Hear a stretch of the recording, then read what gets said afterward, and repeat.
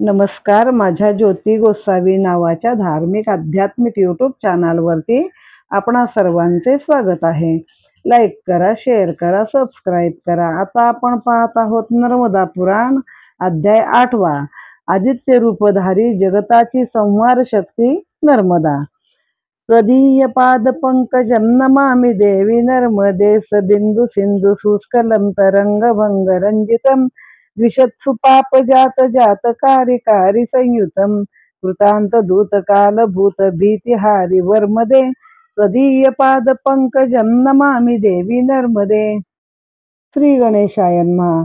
मार्कंड ऋषी म्हणाले, राजन ऐक, हीच शांत स्वरूपा मंगलदायिनी नर्मदा एकदा जगदाच्या दृष्टीने विनाशकारी ठरली होती. अनेकदा शिवशंकरांनी या सृष्टीचा विनाश केला आहे. यात एकदा शिवशंकरांनी तिच्याकडूनच सृष्टीचा विनाश घडवून आणायचा असे ठरवले. भगवान शंकरांजवळ हीच माया उमा बनून विहार करते. कवी ज्यास ब्रह्मपदाच्या रूपात मानतात तर विद्वान त्यास शिवपद, तर काही क्षेत्रज्ञ जीव ईश म्हणतात.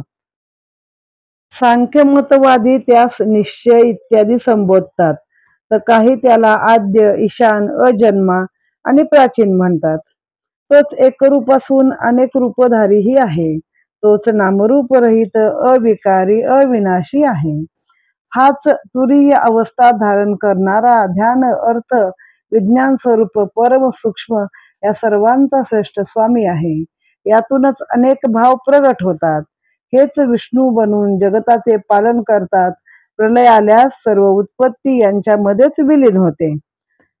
भग या धारत सर्व प्रकारचे गुण शिवतत्वात यांच्यात सामावलेले आहेत. बल, यश, ज्ञान, कीर्ती, औदार्य, संपत्ती हे सहाही गुण ज्याच्या ठिकाणी निवास करतात त्यांना भगवान म्हणतात. जगतात पोषण कार्य शिव महाविष्णूकडून करून घेतात, म्हणून त्यांनाही भगवान असे म्हणून घेतले आहे. हा विराट पुरुष लिंगाकृतीने ब्रह्मांडाचे सृजन आणि भेदन करतो, म्हणून याचे चिन्ह लिंग दाखवले आहे. असे शिवशंकर नर्मदेसमोर प्रगट झाले. महादेवांचे ते रूप चित्ताला प्रसन्न करणारे, त्रिभुवनाला मोहित करणारे, त्यांची दृष्टी ते पडताच ती भूमी दिव्यत्वाला पोचवणारी, हातात त्रिगुण, त्रिदोष, त्रिदल, त्रिशक्ती, त्रिप्रकृती युक्त असे त्रिशूळ आहे. मग त्यांचं बघा सगळं त्रिदल आहे. 3 डोळे आहेत, हातात त्रिशूळ आहे, बेलाचं पान 3 धारण केलेलं असतं, ते म्हणजे 3 दल असतात त्याला. सर्पाचे यज्ञोपवीत आणि व्याघ्रांबर धारण केलेले, सुगंधित चिताभस्म लेपनाने विलोपित, शीतल प्रकाशाने आल्हाद देणारा चंद्र धारण केलेले. शंकरांचं रूप सांगितलंय. सगळं काय आहे? हातात त्रिशूळ आहे, गळ्यामध्ये सर्पांच्या माळा आहेत किंवा सर्पांचं जानवं घातलेलं आहे, डोक्यावरती चंद्र आहे, जटेतून मंगलमय असं पवित्र दिव्य गंगोग आहे, म्हणजे गंगेचा ओघ आहे, आल्हाद देणारा चंद्र आहे. दिशांचे छंद, व्याकरण, नृत्य, कल्प, ज्योतिष अशा 6 शास्त्राचे उद्गाते व नाद ब्रह्म सूचक डमरू धारण करणारे, म्हणजे नाद ब्रह्म कोणी निर्माण केलाय? शंकराने केलाय. डमरू धारण करणारे शिव जगत कल्याणार्थ हे मंगलमय रूप घेऊन प्रगट झाले. त्या विराट पुरुषास पाहून तेजस्वी कमल दलाप्रमाणे नाजूक, सुकुमार, सुगंधित, सुशीतल, पवित्र श्वेतवस्त्र धारण करणाऱ्या, अनेक दिव्य हारांनी अलंकाराने विभूषित असलेल्या नर्मदेने शंकरांना नमस्कार केला. वर्णन असं एकदम जोडून मोठी मोठी वाक्य आहेत की ती कशी आहे? पांढरं वस्त्र नेसलेली आहे, सुकुमार आहे, सुगंधित आहे, शीतल आहे, ती पवित्र आहे, तिच्या गळ्यात अनेक माळा आहेत, दिव्य हार आहेत. तर तिने असा शंकरांना नमस्कार केला. मग ते म्हणाले, कन्ये, या जगताचा विनाशकाल समीप आला आहे, त्यामुळे तुझे हे शांत स्वरूप सोडून दे आणि रुद्ररूप धारण करून या जीवलोकांचे भक्षण कर. विनयपूर्वक माता म्हणाली, प्रभो, मी जगताची माता असल्याने मी बालकांचा विनाश करू शकत नाही. पुत्र वाईट असला तरी माता त्याचे अपराध पोटात घालून त्याचे मंगलमय चिंतन करते, त्याच्यासाठी चांगल्याच गोष्टींचा विचार करते. म्हणून पुत्र खराब असेल तरी माता कठोर होऊ शकत नाही. स्त्री स्वभावाने माझे हृदय दयाशील आहे, त्यामुळे हे जगतपते, मी या जगतास कसे दग्ध करू? आपणच सर्व स्थितीचे कारण आहात, आपणच महारुद्र आहात, त्यामुळे आपण या सृष्टीचा लय करावा. ते ऐकून शंकर क्रोधित होऊन डोळे मोठे करून तिच्याकडे पाहू लागले. त्याने एक हुंकार टाकला.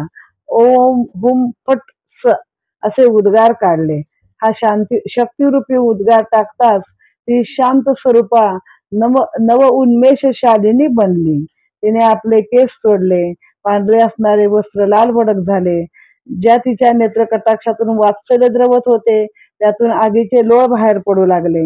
अंगावर भयंकर विषारी सर्प धारण केले. ते सर्व आपल्या भयानक विषाची गरळ ओकून विनाशकारी अशी स्थिती निर्माण करत होते. ते दात ओठ खाऊन जगाच्या विनाशार्थ पाय आपटत पुढे जाऊ लागले. या नर्मदेच्या पायाच्या आघाताने पृथ्वीच धारण केलेल्या शेषावर आघात होऊन तोही रक्त ओकू लागला. त्यामुळे स्थिर असणारी पृथ्वी भयानक वादळात सापडलेल्या नौकेप्रमाणे हेलकावे खाऊ लागली. तिच्या या भयानक उत्पाताने जगज्जीवन विस्कळीत होऊन समुद्राने आपली मर्यादा सोडून, नद्यांनी आपले पात्र बदलून, हजारो पर्वत धरणीकंपाने उद्ध्वस्त करून जीवांचा नाश घडवून आणत होते. असा ती पृथ्वी बरोबर ब्रह्मांडातील वेगवेगळ्या लोकांचा अति प्रसन्नतेने संहार करत होती. तिच्या या संहारावर शिवस्मित हास्य करीत होते आणि नर्मदेने हातात कवटी घेऊन, गळ्यात नरमुंड धारण करून, मांसभक्षण करून, उग्र सुराप्राशन करून, देवगाडे छिन्न विच्छिन्न शरीराचे भाग येऊन कुंभारदशी दोन्ही पायांनी मातीत उडवतो आणि त्या तुडविण्यात त्याला जसा आनंद मिळतो तसा माता नर्मदेस विनाशाचा आनंद मिळू लागला. याप्रमाणे तिने सकल ब्रह्मांडाचा अग्नी होऊन विनाश घडवून आणला व अंतिम शेष म्हणजेच भस्म हे दाखवून तिने याची जाणीव सद्भक्तांना व्हावी म्हणून जगत मिथ्या आहे, शाश्वत निरंतर राहणारे हेच शेष शिवतत्व तेवढेच अक्षयी आहे हे दाखवण्यासाठी शिवपूजेत भस्म धारण करणे उचित मानले आहे. असा जगत संहारकारणी नर्मदेचा आदित्य रूपाने जगत संहार नामक अध्याय येथे पूर्ण झालेला. आता या अध्यायात काय सांगितलं आहे तर शंकर एकदा नर्मदेकडे आले आणि तिला म्हणाले की आतापर्यंत सगळ्या जगाचा संहार मीच केलेला आहे, पण यावेळी तुझी वेळ आहे, हा तुझ्या हातून करायचा आहे. तर ती म्हणाली की मी म्हणजे तू हे शांत रूप सोडून दे आणि रुद्र रूप धारण करून सगळ्या जगाचा संहार कर. ती म्हणाली मी माता आहे, नदीला माता म्हणतात. तर मुलगा कसाही वाईट असला, कसाही वागला तरी आई कधी त्याच्याशी वाईट वागत नाही. तर मुळात मी स्त्री असल्यामुळे त्या स्वभावाने मला काही हे जमणार नाही, माझं हृदय मोठं दयाशील आहे, तर मी काही करू शकत नाही. शंकरांना राग आला. मग ते रागान तिच्याकडे पाहू लागले आणि त्याने एक हुंकार टाकला आणि ओम हुम फटत्व असं बोलून तिला त्यांनी काय जे तिच्यावरती एक मोहिनी टाकली एक प्रकारची, तर तो शक्तिरूपी असा हुंकार टाकला की त्याच्यानंतर ती देवी आहे ना तीच एकदम आता वाईट म्हणजे शंकराच्या रूपातच बनली थोडक्यात. तिने आपले केस सोडले, पांढरी साडी होती ती लाल साडी परिधान केली, अंगावर विषारी साप धारण केले. आणखी ते साप सगळे भयंकर अशी विषाची गरळ ओकू लागले आणि विनाशाचं एक प्रकारे वातावरण निर्मिती करू लागले. मग ती दात ओठ खाऊन पाय आपटू लागली. तिच्या पायाच्या आघात होऊन जो शेष आहे ज्याच्या डोक्यावर मस्तकावर पृथ्वी आहे तो रक्त ओकू लागला आणि मग अख्खी पृथ्वी एका समुद्रातल्या नावेप्रमाणे अशी हेलकावे खाऊ लागले आणि भयंकर उत्पात होऊ लागला. हजारो पर्वत धरणीकंपाने तुकडे तुकडे झाले, नद्यांनी आपली पात्र बदलली, अनेक जीवांचा नाश घडलेला आहे. त्याच ब्रह्मांडात जे अनेक पृथ्वी म्हणजे यात बघा उल्लेख आहे पृथ्वी बरोबर ब्रह्मांडातील वेगवेगळ्या लोकांचा ती संहार करत होती. म्हणजे या फक्त पृथ्वीचे एक नाही तर आपल्याकडे अनेक ठिकाणी जीवसृष्टी आहे किंवा ब्रह्मांड मोठा आहे, फक्त पृथ्वी म्हणजे ब्रह्मांड नव्हे हे आपल्या पुराण काळी सुद्धा लोकांना ज्ञात होतं, माहिती होतं. मग ते करू लागलेल्या संहारावर शंकराने स्मित केलं. नर्मदेने हातात कवटी घेतली, गळ्यात नरमुंडांच्या माळा घातल्या. उग्र सुरा म्हणजे काय, जेव्हा युद्धाचा जोर चढायचा असतो तेव्हा काली माता सुद्धा सुराप्राशन करते, मद्यप्राशन करते, तसं हिनं केलं आणि विजेच्या कडकडाटाप्रमाणे विकट हास्य करून ती नाचू लागली. मग तिच्या पायाशी सगळे पडलेले आहे, पक्षी, मानवाचे देह, जनावर सगळ्यांचा एकच करदम केला तिनं. मग सगळ्यांचा एकच चिखल केला आणि त्यात ती नाचू लागली. मग शेवटी तिने काय दाखवून दिलं, अंती शेवटी भस्म आहे, बाकी काही नाही. आणि असा तो भाग सगळा जळून जाळून भस्मयुक्त करून झालं. एवढं शिवतत्वच आहे अंती, बाकी काही नाही, तेवढंच अक्षय आहे असं सांगून इथे हा अध्याय समाप्त झालेला आहे. नर्मदे हर